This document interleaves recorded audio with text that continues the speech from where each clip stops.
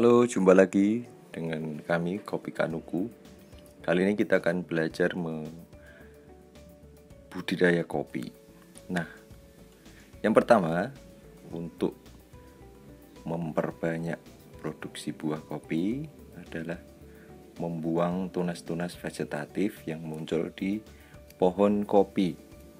Biasanya musim penghujan akan muncul di batang kopi atau di pohon kopi.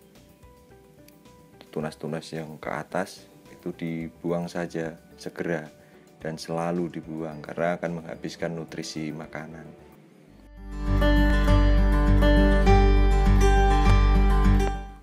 Nah, yang kedua, ketika bunga dan buah sudah muncul banyak, maka segera membuang daun-daun tua, terutama yang berada di ruas buah. Ini harus segera dilakukan dengan tujuan yang pertama adalah memasukkan sinar matahari ke buah, karena biasanya masuk di fase musim penghujan sehingga intensitas matahari berkurang. Kalau kita biarkan daun-daun tua ini ada menutupi buah, maka buah akan menjadi sarang semut, serangga, dan lain-lain.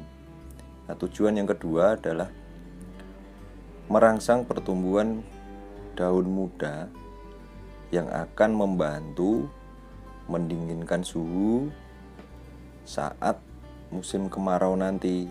Karena kalau kita biarkan daun tua dan bertahan dan malah gugur di musim kemarau, sehingga daun muda akan sulit tumbuh. Nah, yang ketiga, tujuannya adalah pada persimpangan ranting atau cabang utama di kopi itu butuh sinar matahari agar merangsang pertumbuhan semaian baru yang akan menjadi tunas-tunas produksi di tahun depannya kemudian. Jadi langkah ini penting dilakukan petani kopi apabila ingin memproduksi kopinya lebih banyak di tahun ini maupun di tahun berikutnya.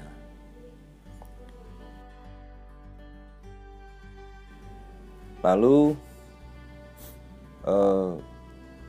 jangan lupa bagian bawah pohon kopi juga selalu dibersihkan, dipangkas saja rumput-rumputnya dan jangan menimbun rumput atau tanah di pokok pohon kopi karena akan menaikkan akar-akar kopi yang berpotensi membuat kopi kering dan dehidrasi di musim kemarau. Lalu hal yang penting berikutnya adalah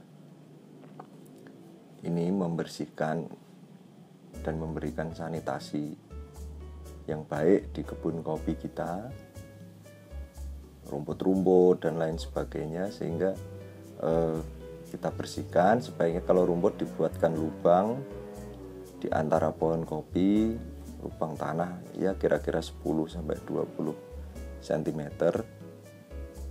lebarnya 1 cangkul aja, lalu untuk menimbun rumput.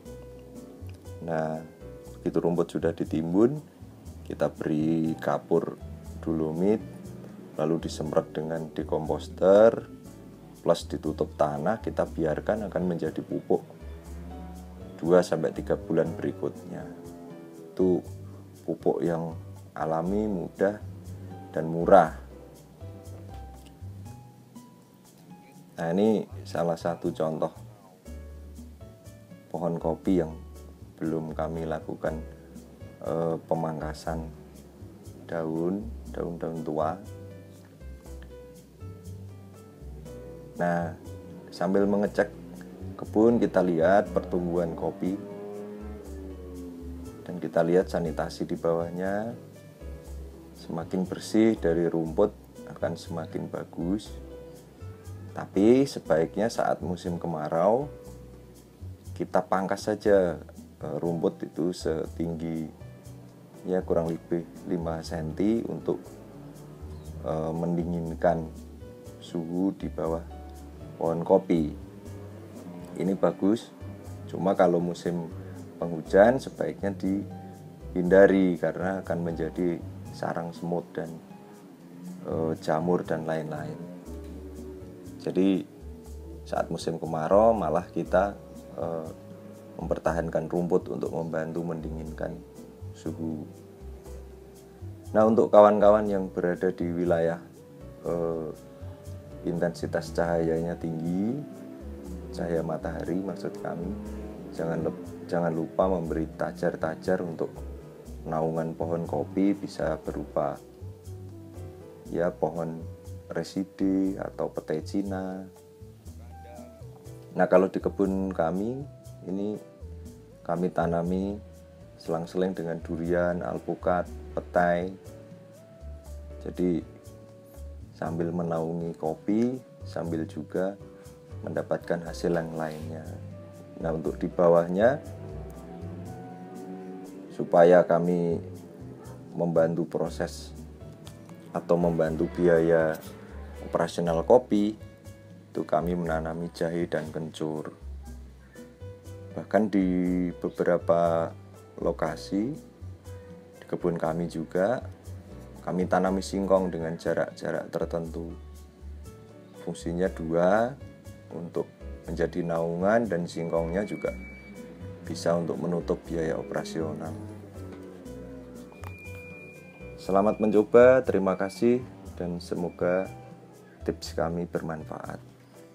Salam kopi Kanuku. Mohon bila menyukai video ini bisa membagikan kepada teman-teman yang lain. Dan sekali lagi ini pengalaman kebun kami. Mohon maaf bila ada salah kata dan hal yang tidak berkenan di hati para penonton. Semoga budidaya tanaman Anda semuanya bagus.